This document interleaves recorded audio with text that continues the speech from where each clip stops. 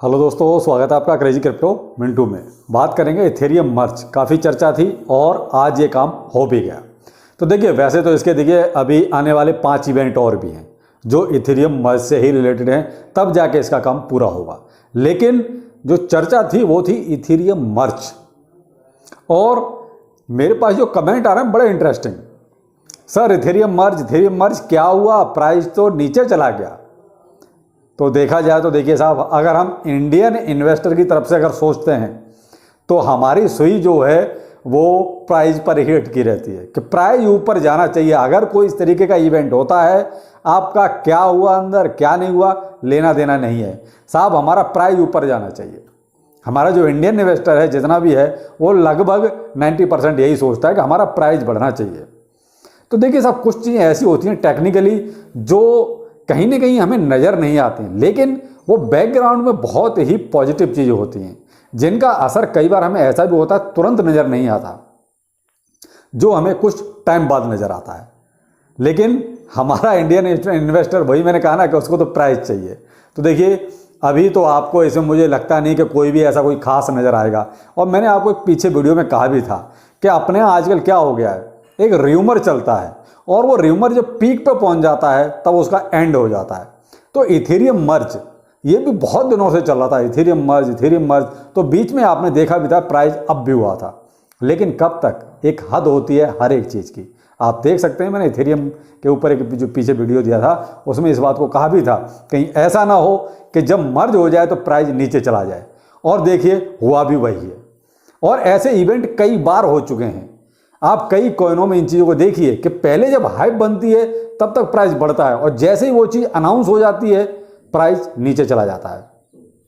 तो कहीं ना कहीं लगता है कि इथेरियम के साथ भी कुछ ऐसा ही हुआ है कि सोचा तो ये था कि शायद, और देखिए प्रेडिक्शन भी वही थी कि $3500 तक जाएगा, $5000 तक डॉलर जाएगा इथेरियम मर्ज के बाद, लेकिन ऐसा कुछ नहीं हुआ। मुझे लगता है वो हाइप जो है पहले ही ख़त्म हो चुकी थी। लेकिन देखिए टेक्निकली बहुत सी चीज़ें बहुत कुछ हुई हैं, लेकिन वो हमें महसूस नहीं होंगी।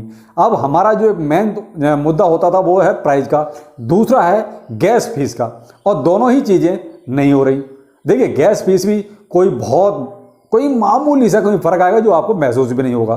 तो गैस फीस तो वैसी ही है भाई। इन्वेस्टर को क्या चाहिए था कि भाई इथेरियम की गैस फीस कम करो, ट्रांजैक्शन फीस कम होगी तो मैं भी थोड़ा बहुत प्रॉफिट होगा, लेकिन वो हुआ नहीं। दूसरा, प्राइस भी आपका नीचे ही चला गया, ऊपर तो गया नहीं। तो ये क्या है, इंडियन इन्वेस्टर के हिसाब से देखा जाए, देखिए इन्वेस्टर कहीं का भी उसको प्रॉफिट ही चाहिए, और प्रॉफिट में कहीं ना कहीं वो चीज़ें नहीं दिखती। तो फिर क्या होता है, सेल प्रेशर बढ़ जाता है। वही हुआ कि लोग हाइप में थे, कुछ लॉन्ग लगा के बैठे हुए थे। शॉर्ट तो बहुत कम लोगों ने लगाया होगा, ज़्यादातर लोग लॉन्ग लगा के बैठे होंगे कि प्राइस ऊपर जाना ही जाना है। लेकिन साहब आजकल बहुत कुछ उल्टा सीधा होता है, और वही हुआ भी। तो इथेरियम में देखिए साहब, जो उम्मीदें थी वो ऐसी कोई भी मर्ज के साथ नहीं हुई है। लेकिन अगर इसका टेक्निकली रूप देखा जाए तो ये बहुत बड़ा इवेंट है, और आगे आने वाले वक्त में देखिए ये चीज़ आपको इसका असर भी नज़र आएगा, अभी नहीं आएगा। लेकिन यहाँ क्या है, इंस्टेंट चाहिए सब कुछ। तो वो इंस्टेंट चीज़ें इथेरियम से फिलहाल नहीं मिल रही हैं, और ऐसा कोई आपको ज़्यादा चेंज भी नज़र महसूस नहीं होगा। और मैंने आपको सुबह के वीडियो में कहा था कि कहीं हो सकता है ये कुछ देर के लिए डिसेबल किया जाएगा, लेकिन बाइनेंस ने भी किया था। बाइनेंस ने अब इसको इनेबल कर दिया है, आप डिपॉजिट विड्रॉ कर सकते हैं, कोई दिक्कत नहीं है। तो इसमें मैंने आपको इसीलिए पहले ही आगाह कर दिया कि अगर डिसेबल किया जाएगा तो प्लीज़ आप टेंशन ना लें कि क्या हो गया ये। तो वो मर्ज के टाइम पे किया गया था, तो वो मर्जर इजीली हो गया है, सब कुछ सही है, नो प्रॉब्लम। और जहाँ जहाँ इन्होंने डिसेबल किया था उसको धीरे धीरे इनेबल भी कर रहे हैं। तो ये तो थी देखिए साहब मर्ज की कहानी, जो मर्ज कट गई, उधर मर्ज हुआ इधर मर्ज कट गई, कि इंडियन इन्वेस्टर को या इन्वेस्टर को कहें कोई खास फर्क इससे नहीं पड़ा, मतलब प्राइस नहीं बढ़ा। और प्राइस क्यों नहीं बढ़ रहा, क्योंकि मार्केट, जो मैंने आपको पहले भी कहा था, मार्केट डाउन ट्रेंड में है, प्राइस हो सकता है ना बढ़े, और हुआ भी कुछ ऐसा ही।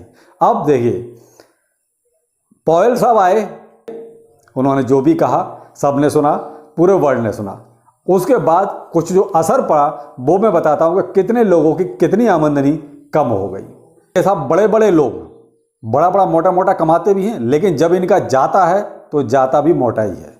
अभी ये मान लीजिए जून से लेके अब तक ये जितनी बार भी पॉवेल साहब बोले हैं, तब से लेके इन बड़े बड़े लोगों के बहुत से अकाउंट खाली हो गए। अब मैं आपको थोड़ा सा एक आइडिया देता हूँ। जेफ बेजोस, अमेजन का हेड, CEO मान लो या फाउंडर मान लो या मालिक मान लो, उसकी ये मान लीजिए $10 बिलियन कम हो गए, यानी कि खत्म हो गए, कहानी कम हो गई। इलॉन मस्क $8 बिलियन संपत्ति कम हो गई। मार्क जुकरबर्ग फेसबुक वाला $4 बिलियन कम हो गए। वॉरेन बफेट लगभग 4 बिलियन कम हो गए। बिल गेट्स 3.4 बिलियन इनके भी कम हो गए। सीजे बाइनेंस, जेंगपेंग झाओ, इनके भी हिसाब लगभग 3.98 बिलियन कम हो गए। ये कुछ वो बड़े बड़े लोग हैं जिनकी संपत्ति पावेल के जरा सा बोलने से इतनी कम हो गई। तो देखिए साहब, जब बड़े बड़े लोगों की इतनी संपत्तियां कम हो गई तो मार्केट पे इम्पैक्ट तो देखिए पड़ना ही पड़ना है। भाई हम लोग 1000, 2000, 10,000, लाख लगाने वाले हैं, ये बिलियंस मिलियंस में लगाने वाले लोग जब इनकी संपत्तियां जरा से उनको बोलने से इतनी कम हो गई तो देखिए मार्केट पे तो इम्पैक्ट कहीं ना कहीं आएगा। एक बहुत चर्चा होती है S&P 500 की, साहब उसमें भी लगभग 4.4% वॉल्यूम कम हो गया उन कंपनियों का। भाई 500 सबसे बड़ी कंपनियां हैं अमेरिका की, उसी को S&P बोलते हैं, उनका भी जो है अमाउंट 4.4% कम हो गया। तो ये बड़े बड़े लोग हैं जिनके उस पर असर पड़ा है केवल पावेल के बोलने से। और अभी तो देखिए 19 और 20 तारीख को जब ये रेट ऑफ इंटरेस्ट बढ़ेगा तो फिर से एक वॉलेटिलिटी अच्छी खासी आएगी। तो इसीलिए इथेरियम मर्ज इवेंट बहुत अच्छा इवेंट था, बहुत बड़ा इवेंट था, लेकिन इस मंदी ने थोड़ा सा उस इवेंट को फीका कर दिया। मैंने ये डाटा आपको इसी वजह से दिया कि शायद आप इथेरियम मर्ज को इस तरीके से समझ सकें, क्योंकि अगर मैं डाटा नहीं देता तो शायद आपको इथेरियम मर्ज अच्छी तरीके से समझ में नहीं आता। ये डाटा आपको इसीलिए दिया कि देखिए इतने लोगों की इतनी संपत्ति कम हो गई पावेल के जरा से बोलने से, तो फिर अपना क्रिप्टो मार्केट अछूता नहीं है, उसमें सीजे बाइनेंस भी शामिल है जिसकी मैंने आपको संपत्ति बताई कितनी कम हो गई। तो इसलिए इथेरियम मर्ज देखिए बहुत बड़ा इवेंट था, लेकिन क्या है कि हमें वो चीज़ें नज़र नहीं आती जो चीज़ें उसमें हुई हैं। हमें क्या है, हमें केवल वो नज़र आता है कि हमारा ग्राफ ऊपर जाना चाहिए, हमारा प्राइस ऊपर जाना चाहिए, तो हमें वो चीज़ें अच्छी लगती हैं। लेकिन जब वो चीज़ें नहीं होती तो देखिए वो चीज़ें फिर हमें अच्छी भी नहीं लगती। खैर जो भी है, देखिए इथेरियम बहुत बड़ा इवेंट था और बहुत बड़ा अपडेट हुआ है, लेकिन इसका इम्पैक्ट आपको धीरे धीरे ही समझ में आएगा। और अभी जो प्राइस डाउन है वो किसी तरह का कोई नेगेटिव सेंटीमेंट नहीं है, वो केवल एक मार्केट का सेंटीमेंट है जो फिलहाल डाउनफॉल में है, उसी वजह से इथेरियम का प्राइस भी डाउन है। तो आप किसी तरह की ये टेंशन न लें कि तो ये था अभी तक का अपडेट। चलिए फिर मिलते हैं, नमस्कार।